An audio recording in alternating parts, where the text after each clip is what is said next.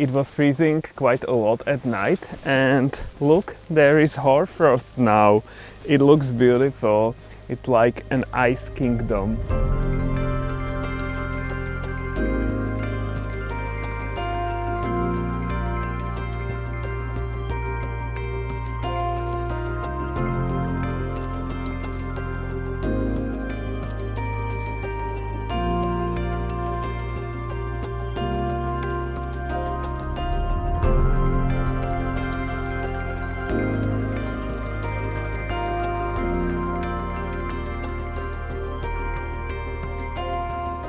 I always like this because it's so decorative.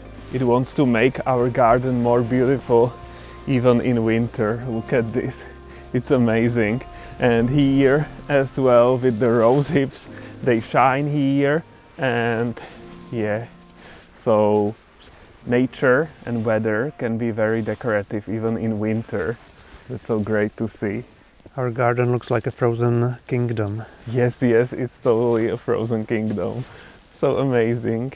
Yay!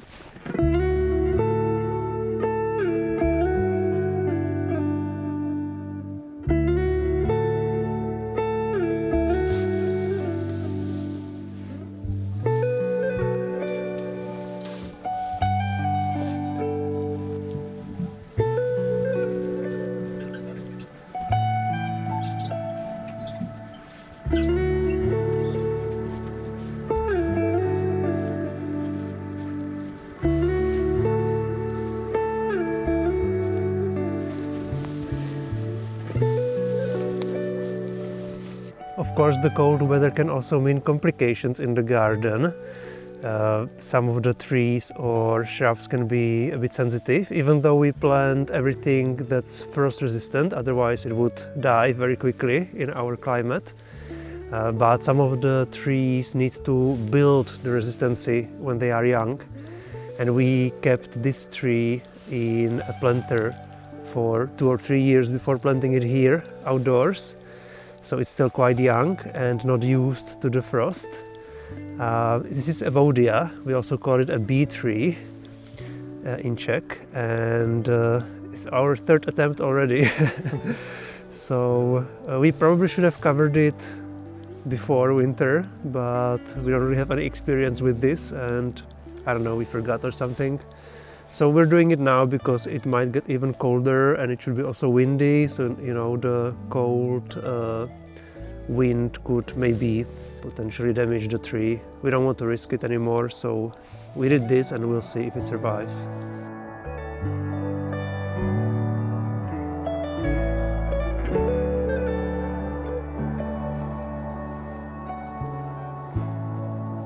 We also covered our roses. It was already minus 15 degrees Celsius, but that was when there was no wind whatsoever. But tomorrow it should be very, very windy, and that increases the coldness, you know. So better they are covered now, and they are safer now, hopefully. So we'll see in spring how many of all the plants will wake up. But as Tommy was saying, they should all be okay in frost in winter and everything, but you can help them.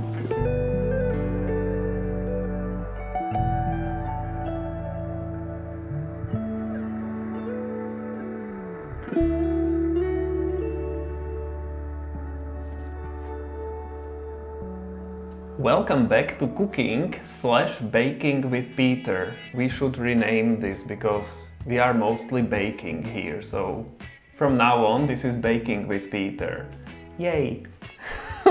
Anyway, today we are going to prepare a carrot cake, although we don't have enough carrots. So this will be a carrot/apple cake. These are apples and these are carrots. in case you didn't know. Yes, exactly.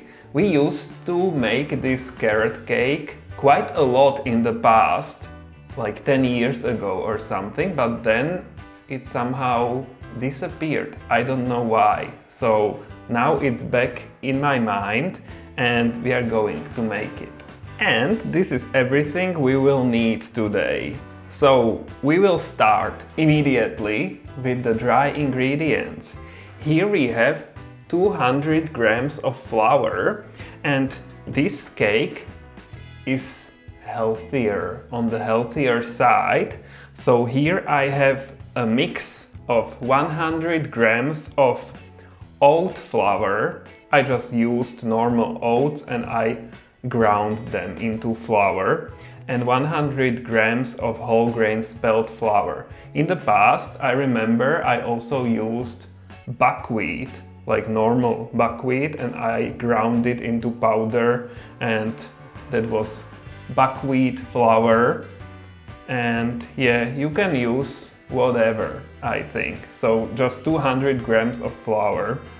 Then here we have cinnamon, Ceylon cinnamon. So I'm going to use 2 teaspoons.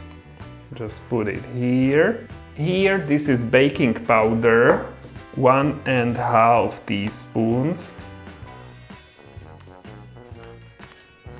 Like this approximately. And here we have salt. So we need a pinch of salt. Very nice. And we will also need 200 grams of various nuts. This is a mixture of walnuts, almonds and cashews. And we need to grind them, but not totally into a powder. There should still be pieces. So let's do that. So here I have this small food processor, or whatever this is. Usually I used to use a bigger food processor, but that one is in the city. We don't have it here, so I am making it for the first time here in this one. Hopefully this will fit in here. Yeah, I think it's okay.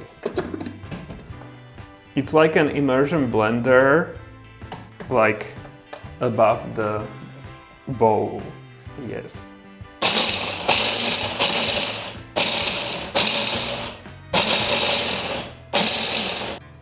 Let's take a look. Okay, I think this is okay. So not completely powdered, there are still pieces there of nuts, and I think we can put it here as well. You think?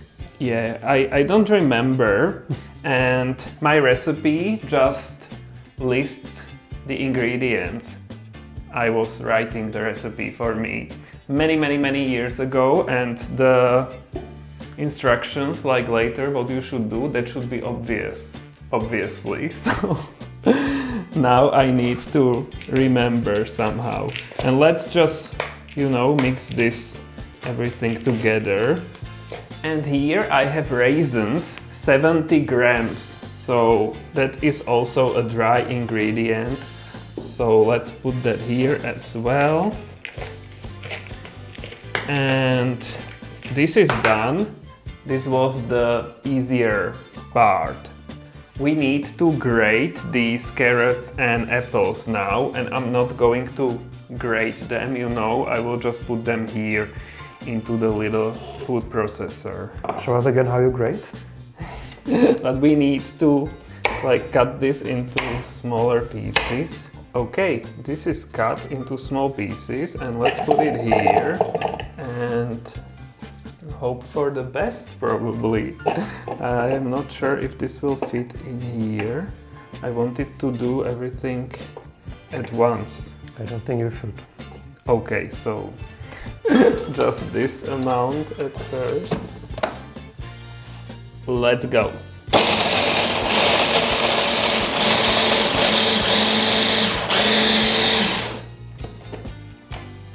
Okay, and we have smaller pieces. It's not totally grated. It's probably too full. Yeah, and this food processor is weaker than the big one I have in the city, but I'm sure it will be okay. We will continue with this. So I will now use this bowl where the nuts were. And let's just empty this.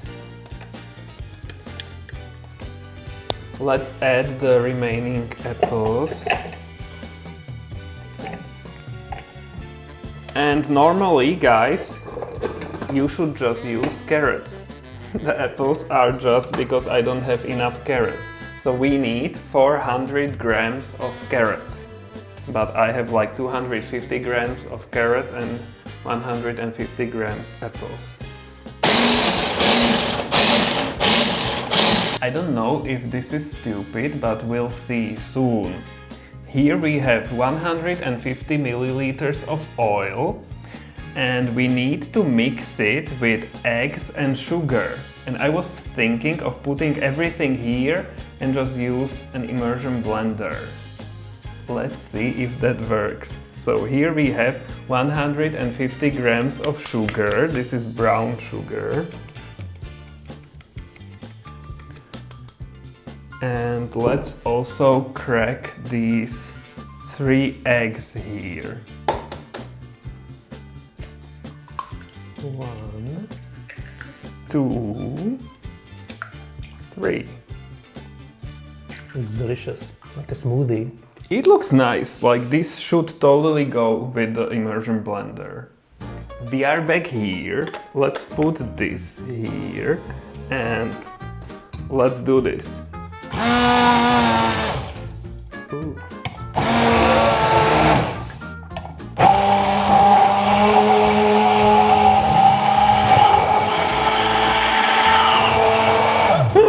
Guys, I can't hold this because Tommy wants to film from that angle.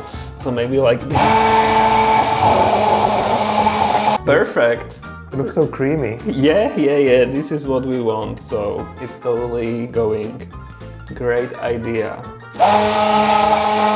So here is our greatly mixed mixture of eggs, sugar and oil. Let's put it here.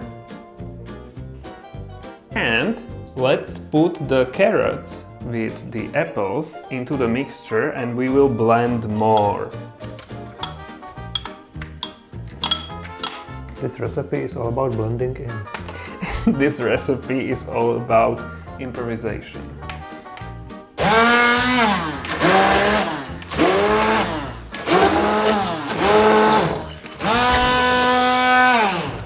The carrots are flying here, probably not visible on the camera. They don't want to blend in. Yes.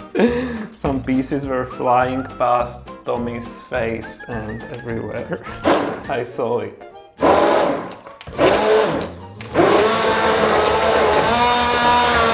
So here we have the dry ingredients and here we have the wet ingredients. This looks amazing. And let's just pour this here. Now it doesn't look amazing, but it will be.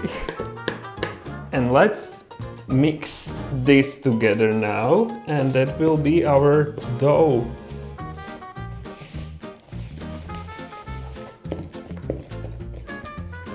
Let's put this parchment paper into this baking pan, which magically appeared here on the table.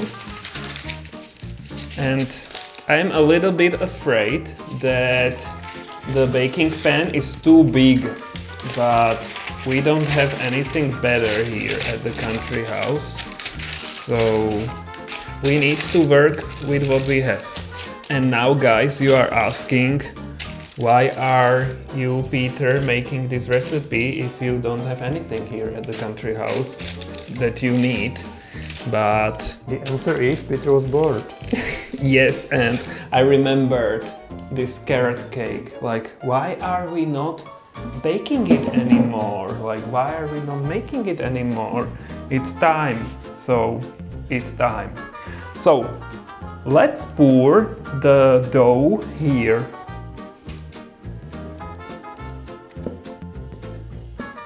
And let's spread this here. I think it should be like this big. So now when I will spread it here, it will be too thin, but it doesn't matter. It should rise a little bit while baking and I'm sure it will be great. We'll see about that. Trust me, we'll see, but I already know this will be totally okay. Wish me luck. Wish me luck, fingers crossed, and let's all hope. Guys, hope with me. We preheated the oven on 175 degrees Celsius and we will bake this for 50 minutes. So hopefully we will show you a success later.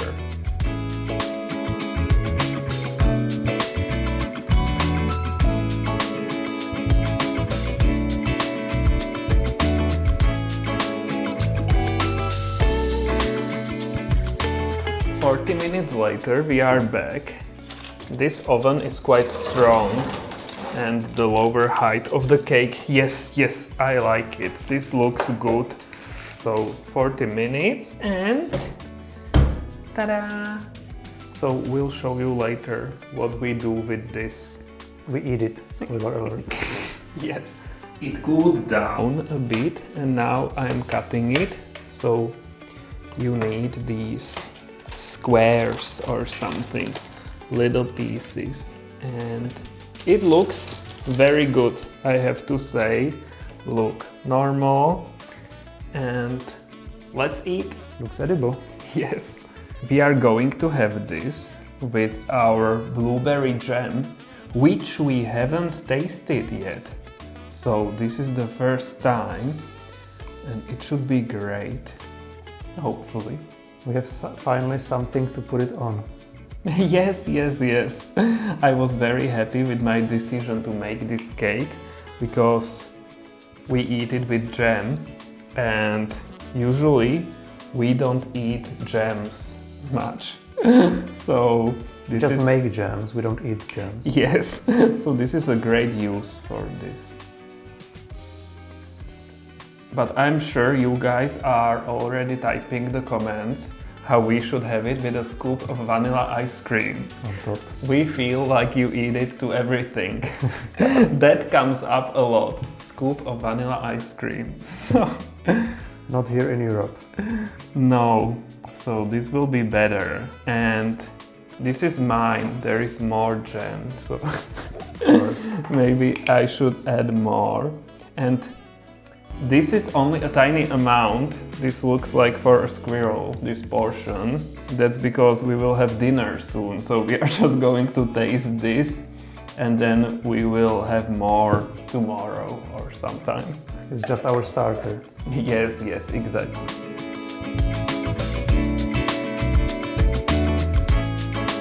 So let's try this. Hi, I'm here too. Yay, my honeybee.